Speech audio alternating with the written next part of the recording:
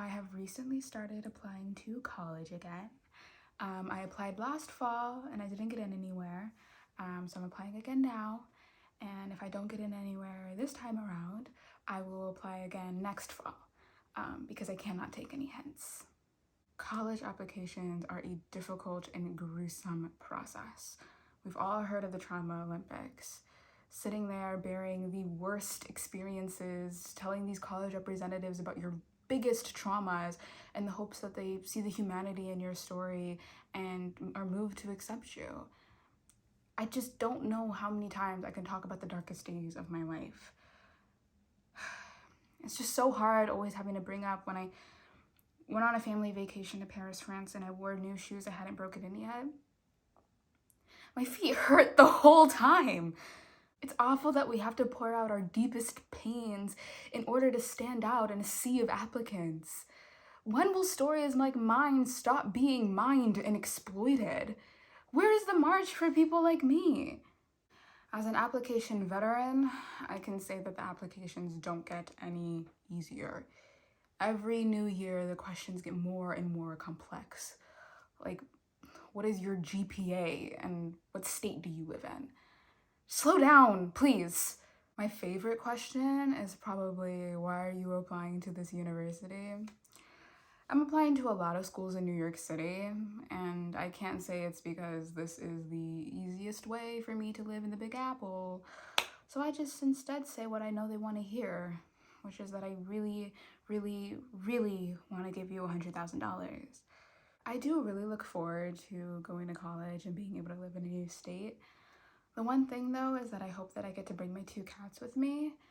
I know the only way that I'll be able to do so is if I say that they're an emotional support animal, which they are.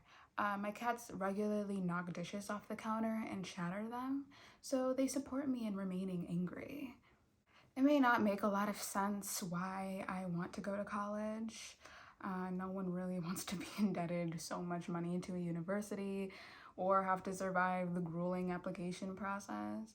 But truly, the reason I want to go to a university is because I have a passion for writing. I want to expand my craft in higher education.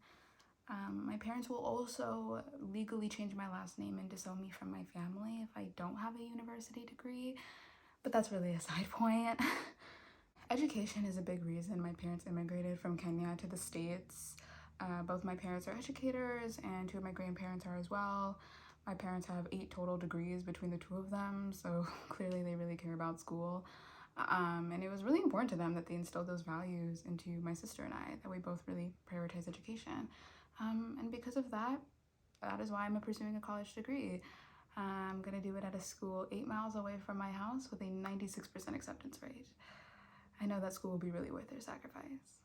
I know that it's unusual to have immigrant parents that support their child's choice to pursue a degree in the arts, but my parents enjoy school, so there's really nothing usual or normal about them. And I am not meant to do anything STEM related, and my parents know that. In high school, I was taking a math test, and when I was done doing it, I took it up to the teacher to hand it in, and he looked at me and was like, "Are you sure? Go work on that for the rest of the period, and you can come back during lunch if you need to." Last time I was applying to college, I applied to over 20 schools. I had a variety of schools that I was applying to, and I tailored my application to each of them. I had tons of people that I was showing my application to make sure that it was really good. I had a pretty notable person write me a letter of recommendation. I put my all into this application, so naturally it got rejected everywhere.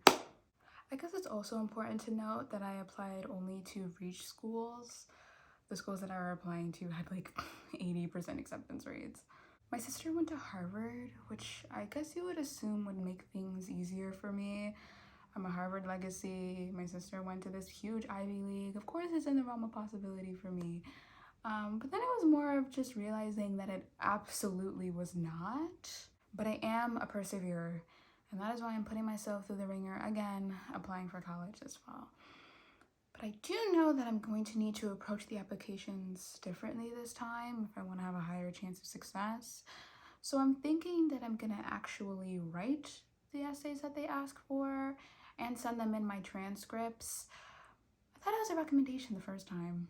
But you go through all this to apply to college and hopefully get in. I keep thinking when I'm done with applications, that's where the work is over. But then I forget that if I get accepted somewhere and go, I'm now an enrolled college student. And that can be pretty tough. But at least college is more lax than high school. In high school, if you skip class, you have hall monitors getting you in trouble, and then you go to detention, and it's a whole thing. In college, you can skip class and no one does anything about it. Except you are charged the hundreds of dollars it is for that class, but besides that. Speaking of, I know that I'm going to enjoy the living crap out of that campus. I'm getting into 5-figure debt to be here. Best believe I'm using every bathroom on campus, men's included. The dining hall staff will be sick of me. You know how much money I'm paying to be here? Bring me that tray of fruits, the scraps, I don't care. It's like $100 right there. I'll let you know if I survive the application process. Please give me whatever you can, good thoughts, positive vibes, whatever you can spare. Just make it strong. I need it to overpower my 1.3 GPA.